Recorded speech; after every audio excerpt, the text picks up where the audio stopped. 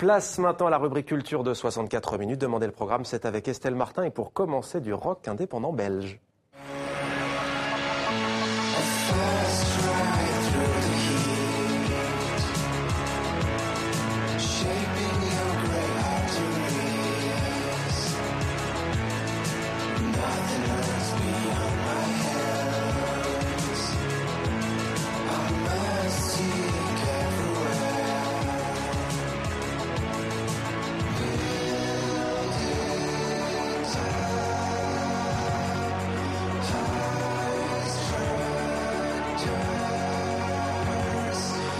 Bonsoir Estelle. Bonsoir Mohamed. Girls in Hawaii, un groupe belge donc, mais qui chante en anglais. Ils se produiront dimanche soir dans le cadre de Solidays. Oui, personne n'est parfait, mais ça faisait 6 ans qu'on attendait leur nouvel album. Et donc il s'intitule Everest, un nouvel album puissant, ample.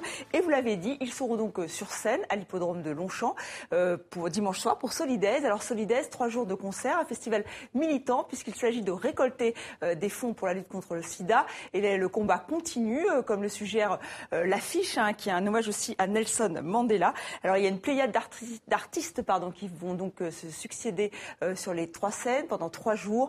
Vanessa Paradis, Breton, Fauve, Christine and the Queens et j'en passe. Il y aura aussi Bill Gates. Je ne sais pas s'il va chanter. On espère qu'il va apporter des fonds en tout cas. Et toutes les informations sont sur solidays.org. De la bande dessinée, Estelle à présent, de la BD autobiographique avec l'un des pionniers du genre en France. Il s'agit de Xavier Musat. Oui, Xavier Musat se raconte depuis 20 ans maintenant. Il se raconte dans la BD. Alors dans Carnation, paru aux éditions Casterman, il revient sur une histoire d'amour toxique, presque cannibale, qu'il a vécue après ses études à Angoulême, des études d'illustrateur, de dessinateur.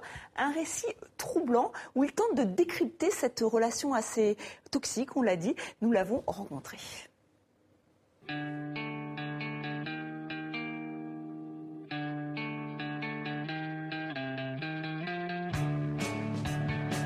Pour moi, le regard sur tout ça, il n'est pas du tout manichéen.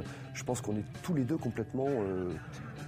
on a tous les deux construit cette chose que moi j'appelle une relation toxique. Je ne parle pas d'une personne toxique, je parle d'une relation toxique. Il y a quelque chose qui s'est passé entre 2 personnes et qui a créé une relation. Ça n'est pas, il n'y a pas un responsable plus que l'autre. C'est vraiment un truc qu'on a fait à 2. J'ai essayé de raconter, pas seulement les événements, mais de raconter, d'entrer dans la mécanique. Pourquoi ça se passe comme ça. Essayer d'analyser un petit peu les comportements de l'un et de l'autre pour essayer de comprendre en fait pourquoi on se fait vivre des choses pareilles et pourquoi on a besoin de vivre ces choses pareilles. On se parle à soi-même et on monologue et on théorise, on se rappelle et donc c'est comment on met en image ça. Pour moi il y a vraiment le texte, l'image et je ne les imbrique pas du tout de manière illustrative. Enfin, j'essaie de faire en sorte que chacun de ces 2 langages crée une chimie, une mécanique linguistique qui va permettre de développer du sens.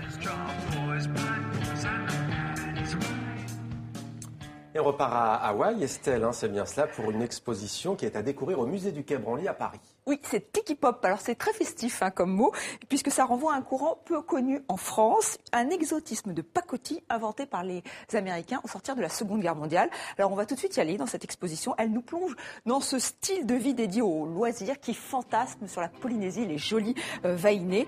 Hollywood s'est emparé du phénomène. Elvis Presley, dont on va entendre la douce voix, a tourné 3 films dans le genre tiki.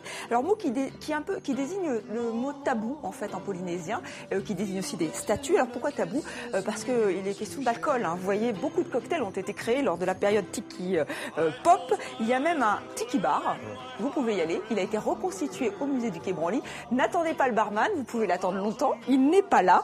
Donc voilà, c'est assez intéressant puisque c'est vrai que moi je ne connaissais pas du tout ce mouvement. Et je pense que les Français et tous les touristes qui vont venir à Paris vont le découvrir, sauf les Américains. Ça a été assez court puisque ça s'est terminé en 1960 avec la guerre du Vietnam. Mais vous avez jusqu'au 28 septembre. Et je crois qu'il y a la pina colada à consommer avec modération, le Estelle, dans surtout. ce bar. Et zombies, c'est tout ça, celui-là, je ne connais pas. Merci à vous, Estelle. Vous allez couvrir les festivals. Désormais, la saison s'ouvre. Vous serez à Aix-en-Provence pour le festival de l'art grec. Dès la semaine prochaine, vous couvrirez ces festivals avec Jean-Baptiste Urbain.